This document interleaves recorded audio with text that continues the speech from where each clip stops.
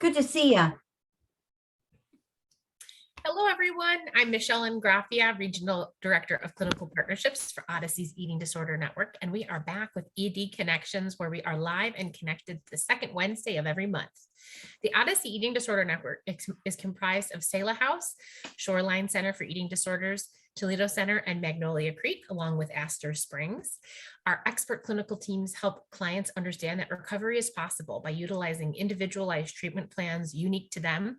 We use a combination of evidence-based practices in our multidisciplinary treatment teams for individual therapy, family therapy, nutrition services, and medical care. Our goal is to make each client feel comfortable and relaxed as we conduct all levels of treatment in a home-like setting. Our programming is designed to offer a clear step-down process, continually supporting our clients on the road to lifelong recovery from eating disorders, which is our mission. I'm excited that today we're joined by Chris Zile, who serves as the chaplain at Selah House at our program in Anderson, Indiana. Chris is a senior chaplain in the International Fellowship of Chaplains and has worked in the behavioral health field for over 25 years. Selah House itself offers residential and PHP programming with housing, along with inpatient care, and serves clients, female clients ages 12 and up. We also have an adult program for those 18 and up. And today we're going to speak with Chris about our unique Christian programming and faith-based care at Selah House. So Chris, thank you so much for your time to talk a little bit more about this. Yeah, good to see you. Nice to see you as well. So Chris, in your experience, how does a person's spiritual self or world interact with their eating disorder, since that's sort of your discipline is the spiritual and Christ-centered programming? Yeah, most commonly, I hear our clients say, yeah, I feel like I'm not close to God at all. It feels like there's a chasm between myself and God. And that comes especially from those who had a path in practice, who were, say, for the adolescents or even the adult women, they were raised in a Christian home. And for others who have not found a path or a practice, it's like, yeah, I don't know. What does he have to do with anything? Does he even know I'm here? Yeah. And so we get to have that conversation. But for the most part, it drives a wedge in their minds between themselves and God. Also, it then puts God in this frame of he's going to punish me for this because they come in and are just clothed in guilt and shame. At that point, I get to explain to them about his constancy and the faithfulness of his love never ending. Yeah. That's always a shock. Right, I bet. Yeah. And so I hear from you that you're sort of helping reacquaint clients sometimes with their spiritual side and helping them explore what that looks like now and as they move forward in recovery, which is such a special offering. Yes, it's a wonderful thing to see people open up to that notion. I bet. As we can imagine, oftentimes people engaging in higher levels of care, it's sort of a crisis beforehand. And so what a beautiful opportunity to reflect on who we are as spiritual beings. Yes. So as we mentioned, it's a unique offering that Selah has, you as a chaplain on site offering spiritual and Christ-centered care. Can you share with us what it looks like on site to have those offerings and how clients engage in Christ-centered or faith-based care while at Selah? Yeah, sure. Well, we have prayer before meals. We serve home style. So it's like being around a big table and someone, either an RC or a client, will say, okay, let's pray. And so we do that at each meal. Also, on a smaller scale, we have a group called Chapel, and it's open for everybody to come. Chapel is an opportunity. I really see it as an opportunity to make God approachable. It's also, I pare things down to its most simple place with regard to the fall and Christ and I love to tell stories about Jesus and the human beings he interacted with. There's the man at the well.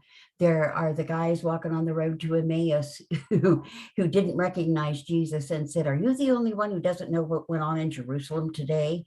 And so, yeah, I just keep it simple. And so the other opportunity then is when we meet one-on-one. And those are individual sessions. It's an opportunity. The first time we set, it's just an opportunity to get to know one another a little bit. That's when I explain that we're spiritual creatures on a human journey, and that they are wanted and welcomed in this place, regardless of what they believe or not believe. We're glad they're here. A person knows when they're accepted. They know when they're genuinely wanted and welcomed, and that we're for them. There is somebody who is for me. Oh my gosh, okay.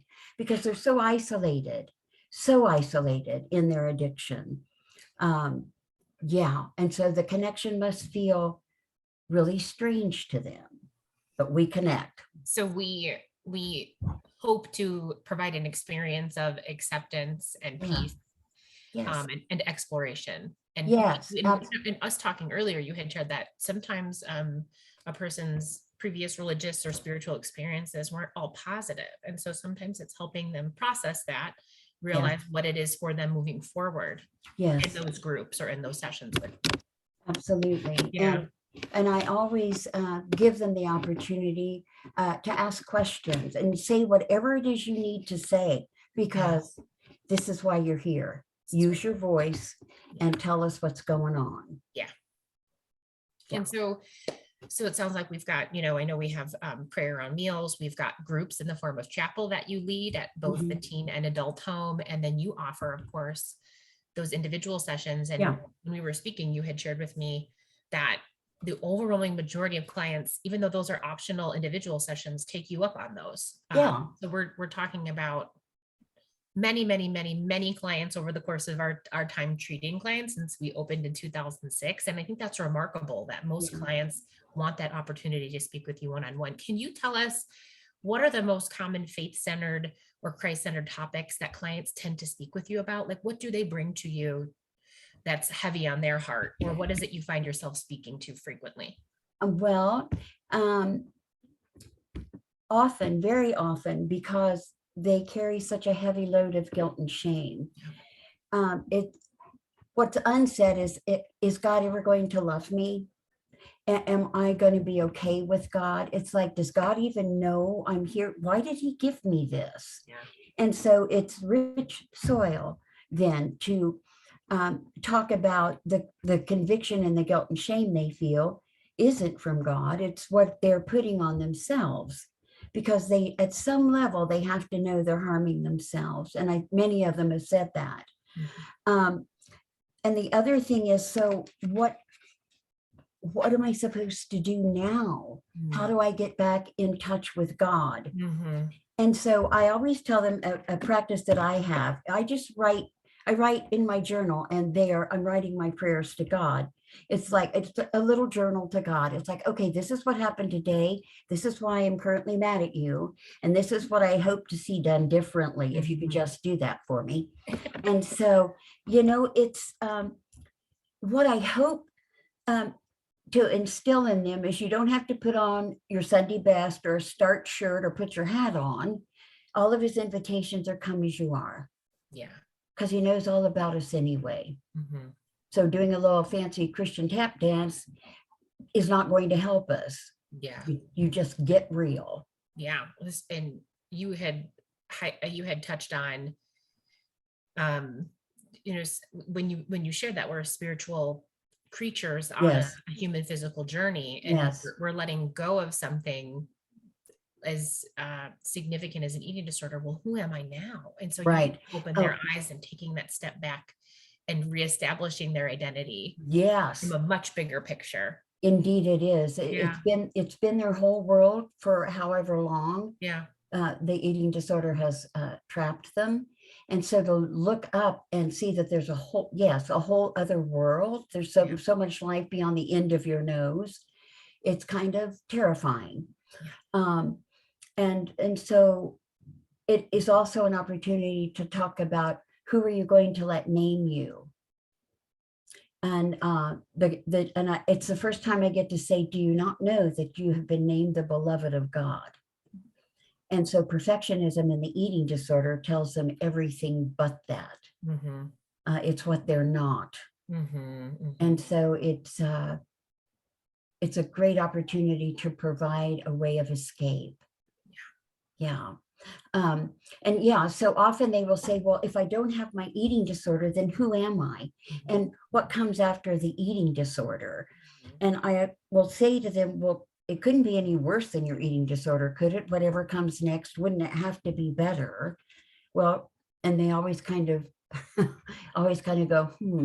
things that make you go, And so we follow up on that in other conversations. Yeah. I'm sure that's a topic you start and continue as they're with us, I'm sure. And yes, I think in my work speaking with